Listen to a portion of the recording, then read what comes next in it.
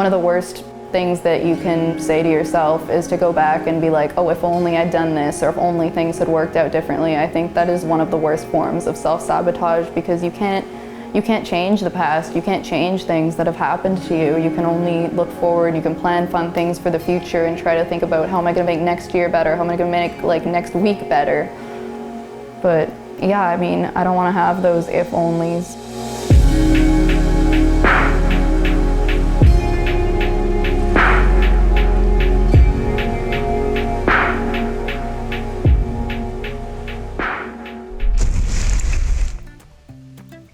Oh my god. Oh my god. Ah! Is this actual? Is this real? Is this real? Oh! No, I'm sorry. Did 947 people just join my stream? I'm sorry, I can't keep up with the messages. I can't freaking read that because my big ass head is in the way. There we go, now we can hear the game audio. Oops. Oh my gosh. The fourth wall has been broken. My dog ripped down the green screen, y'all. It finally happened. I'm gonna have to pause. I'm so sorry. Okay, so I'm Sonia. My name is Sonia. I go by Sony. It's a bit of a nickname I picked up. I'm 25. I'm Canadian. I'm an actor. I like acting. I'm a casual gamer. I'd probably say I'm a casual gamer because I'm not very competitive. Streaming is something that I was interested in doing a little while back, but I was busy. I was busy with school and life and stuff, and so it wasn't really something that was doable for me to commit to at the time. Not to mention I didn't really have the correct equipment or things to really get myself started. But then with current events and stuff, I graduated recently, and then with everything that's going on, there hasn't really been like a big option for me to be able to like go continue working, obviously, because of things that have been going on. I have a suppressed immune system, so I have to stay home. My favorite thing about streaming is probably, I would have to say the community. I would have to say the community and just all the people who decide to come and visit me every night and hang out, and just seeing a community grow, and not just the people who come and hang out at my streams, but also meeting other streamers as well. It's insanely cool in such a short amount of time how many people that I've met through the streaming community and how many friends I've made, and we just kind of have like our own group now, and we hang out and we play games, and honestly just the sense of community and friendship is probably my favorite part of it. My favorite game has always been Animal Crossing. I started playing Animal Crossing in 2004, my friends and I. It was the one for the Nintendo DS, Animal Crossing Wild World, and oh, there's just something about it. It's still my favorite game to this day. I love that the franchise has continued to grow and expand. It's a really peaceful, calming game. Like, it's your own island, your own town. You design at your own pace. You've got your little animal villagers, and I think the fact that you can play with friends as well and visit others and see what they've created in the community in that way is a lot of fun. I've always just played games as a way to have fun and relax. I think my most competitive gaming days are behind me, and that was when I was a kid playing Mario Kart Double Dash and Mario Party 7, the games that are known to ruin friendships. I don't like it when people, get mad at you for not being good at something or get angry for losing, and it's just not really the type of gaming that I'm into. Streaming is honestly more than I hoped it would be. I wasn't sure what to expect from it, but just the fact that so many people, like, I haven't been into it for very long at all, and people are watching, people are watching, and people are interested, and I'm so sorry, my cat's yelling.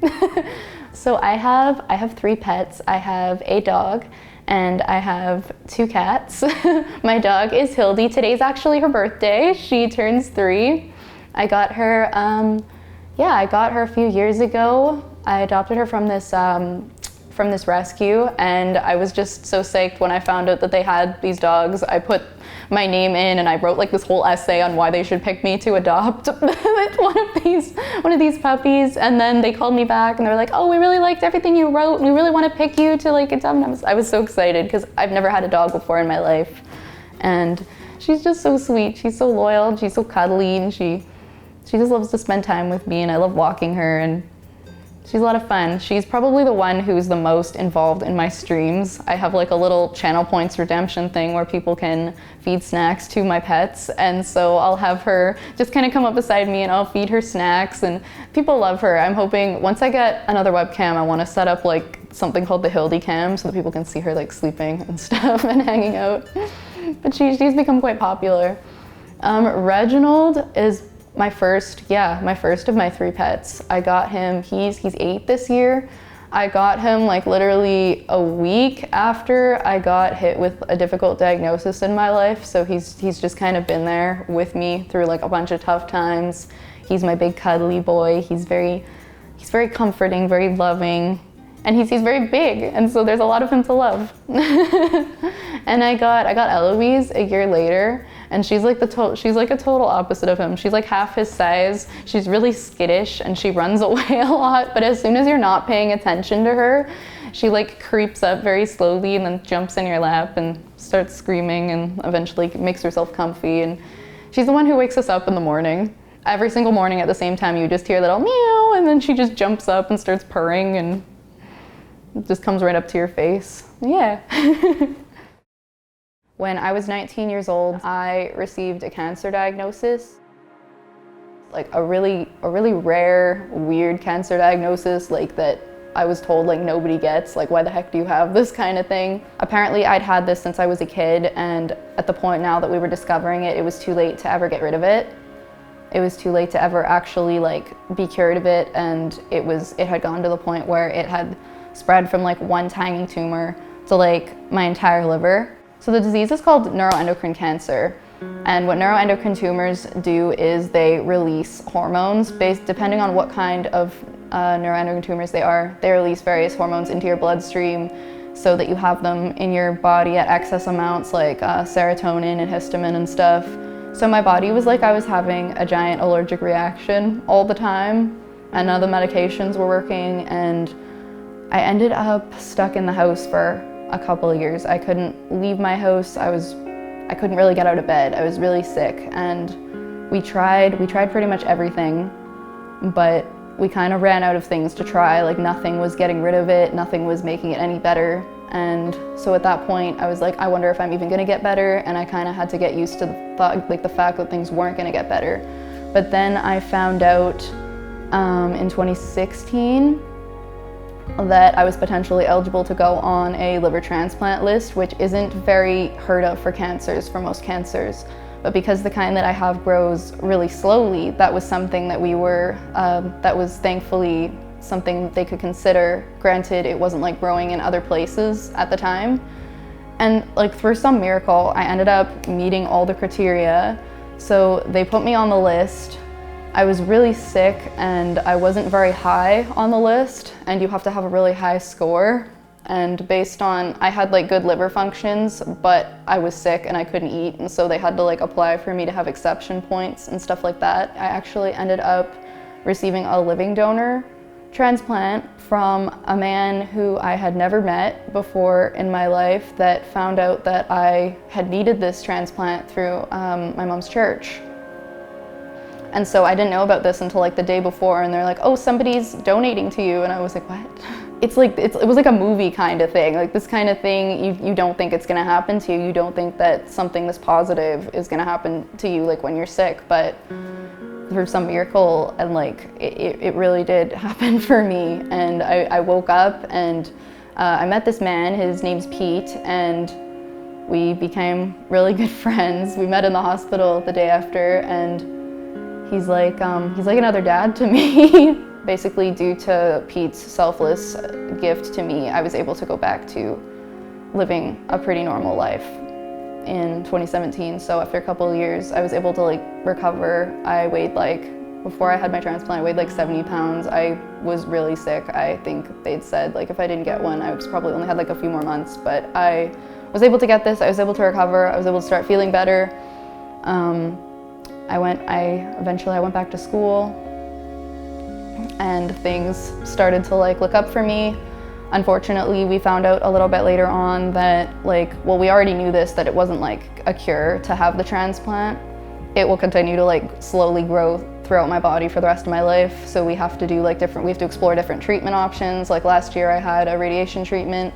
It sounds sucky. It really does sound sucky, but it's how my life is. It's what I'm used to, and I'm able to live pretty normally for the most part. And it might sound unheard of to just not think about it, but honestly, I've learned to not think about it. I've learned to like live my life and have that actually be the furthest thing from my mind on most days. When I'm done streaming for the day or for the night or whatever, I hope that people remember me as just somebody who made a positive impact on their day, somebody who made their night better, maybe made them feel a little bit less alone, just somebody that's their friend, somebody that they feel like they just had a good time hanging out with and that they would like to see again sometime soon. If the whole world was watching you, 7 billion people right now, what would you say to them all? And if everybody in the world was watching me right now, I would say don't dwell on the past. You can't change the past. Focus on the future. Plan to do some fun things. Do some fun things without planning them. Enjoy yourself, enjoy life, make long-lasting friendships, and really just enjoy your life for everything that it has to offer, because you only get the one, and it's what's happening next. It's your future that counts, not the stuff that's happened to you. And you shouldn't let the stuff that's happened to you define you. For the longest time, I was just like, oh, I'm always gonna be that like sick person or that person who was sick, and that's what people are gonna think of when they look at me. But I mean, that's not really the case. You can go through your whole year doing like the same routine every single day, all week, and it's like, do you really remember all of those days? Were those days really that important to you? Like, I don't think they were, but if you did something like really cool, or if you did something special with a friend, or if you went somewhere, or just took up a hobby or something that you were really excited about, those are the things that you're gonna remember. Like, it's okay to treat yourself. It's okay to have fun and to enjoy your life. It doesn't have to just be all stress and worrying about things that aren't even gonna matter like not that long from now. Thanks for watching, and remember to blaze a new path.